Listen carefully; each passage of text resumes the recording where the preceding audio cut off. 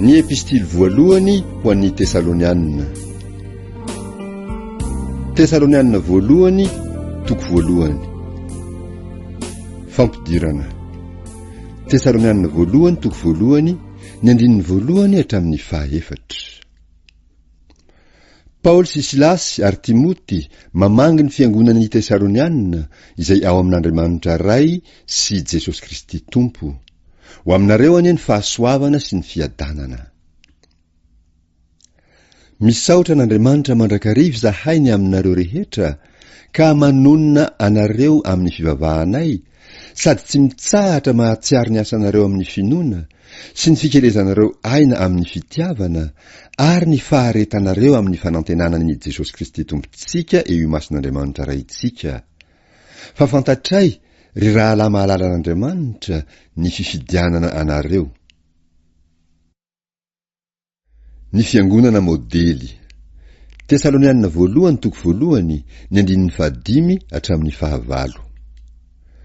Fa ny filazantsaranay tsy tonga teo aminareo tamin'ny teny ihany, fa tamin'ny hery koa sy ny fanahy masina ary ny fatokina be, araka ny hahafantaranareo zay toetra ny fitondrantenanay teo aminareo noho ny aminareo. Ary ianareo efa nanahaka anay sy ny Tompo, satria nandray ny teny tamin'ny fahoriana be mba amin'ny hafaliana avy amin'ny fanahy masina, ka dia tonga fianarana ho an'ny mino rehetra ny Makedonia sy Akaia ianareo.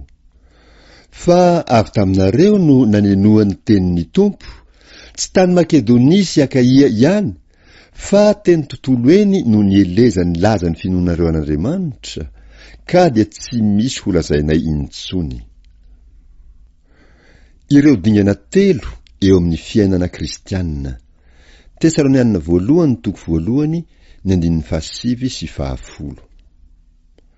Fa ireny ihany no milazany aminay, dia izay fidirana azonay ho aty aminareo, sy ny nialanareo tamin'ny sampy hiverenana amin'Andriamanitra mba hanompo an'Andriamanitra velona sy marina, ary mba hiandry ny zanany avy any an-danitra, izay natsangany tamin'ny maty, dia Jesosy, izay mpanafaka antsika amin'ny fahatezerana ho avy.